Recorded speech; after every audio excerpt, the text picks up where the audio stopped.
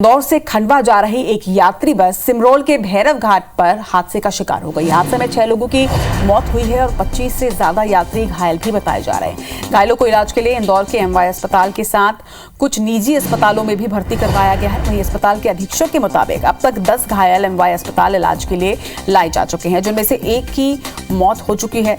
तस्वीरें भी आप देख रहे हैं कि कितनी गहरी खाई में यह बस अचानक से जा गिरी। बस में सवार बहुत से लोग घायल हुए हैं। तो वहीं अब तक इस सड़क हादसे में 6 लोगों की मौत हो गई है। सिमरोल थाना क्षेत्र का यह पूरा मामला बताया जा रहा है कि ये यात्री बस यात्रियों को लेकर इंदौर से खंडवा जा रही थी। इसी बीच ओवरटेक करने के दौरान ये पूरा हादसा हुआ, जब अनियंत्रित होकर बस खाई में जा गिरी। इस हादसे में 6 लोगों की मौत हो गई है। खंडवा रोड पर यह हादसा हुआ है, जहां पर ये बस खाई में गिरी और अस्पताल में इस वक्त इलाज चल रहा है घायलों का। लेकिन बस में सवार 6 लोगों की इस दुखद हादसे में मौत हो गई है।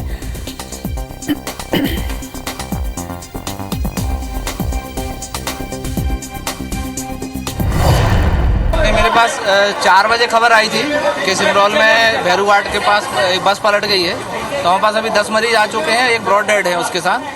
तो अभी बाकी मरीज भी आ रहे हैं। हमारे यहाँ पर्याप्त डॉक्टर हैं, पर्याप्त संसाधन, टेक्नीशियन, नर्सिंग स्टाफ सभी हमारे पर्याप्त उपलब्ध है। सभी को जांच कराकर उसका इलाज किया जाएगा और जितने भी मरीज आएंगे सबको भर्ती करने के लिए पर्याप्त व्यवस्था कर ली है। पहले आगे आयसर वाले को ठोक दिया, पलटाने में, साइड काटने में डायरेक्ट उसको नीचे कूदा दिया उसने। हाँ तेज थी, बहुत तेज थी। हाँ आयसर को टक्कर मारे, फिर काटने में एकदम मोटर नीचे कूदा दिया उसने।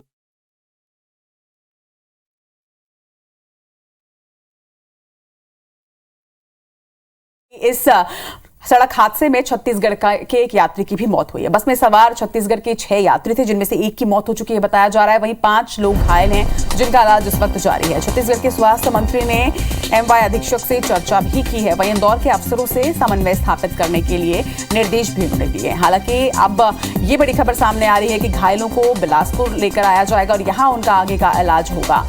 तो छत्तीसगढ़ के स्वास्थ्य मंत्री ने इस मसले पर एमवाय अधीक्षक से भी चर्चा की है। आपको बता दें कि इंदौर हादसे में छत्तीसगढ़ की एक यात्री की मौत हो गई है। तो वहीं ये भी बताया जा रहा है कि इस हादसे में कुछ लोग घायल भी हुए हैं। उस यात्री बस में जो इंदौर से खंडवा की ओर जा रही थी, जो दुर्घटनाग्रस्त हो गई खाई में गिरकर, उसी बस में छत्तीसगढ़ के कुछ यात्री सवार थे, जिनमें से एक की मौत हो गई है। तो वहीं कुछ लोग घायल हुए हैं।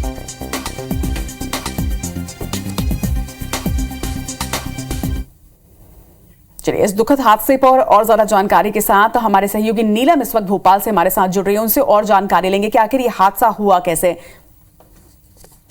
नीलम, अगर बात करें इस दुखद हादसे की, तो बहुत से लोगों की जान चली गई है, बहुत से लोग घायल हैं। सबसे पहले तो आपसे जानकारी लेंगे कि घायलों की स्थिति कैसी है, इसकी क्या जानकारी है आपके पास। साथ ही अब तक की जानकारी में क्या सामने आया कि आखिर बस खाई में गिरी कैसे, क्या ओवर स्पीड थी या कुछ और कारण सामने आए हैं?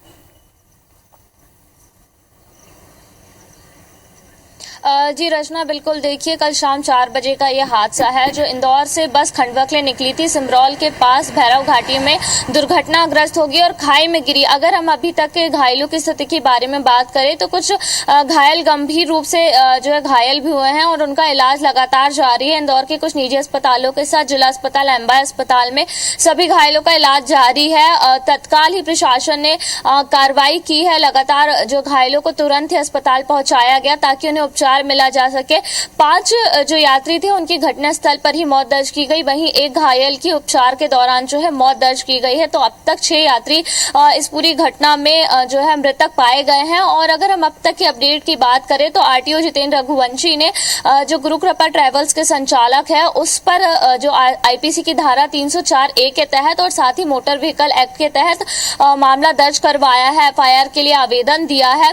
एक काफी दुखद हादसा कल शाम 4 बजे का, इसके लिए मुख्यमंत्री शिवराज सिंह चौहान ने भी दुख जताया और जो मृतक है उनके लिए 4-4 लाख रुपए मुआवजे का भी जो है घोषणा की गई है। इसके अलावा जो घायल है उन्हें 50,000 रुपए की राशि भी दी जाएगी।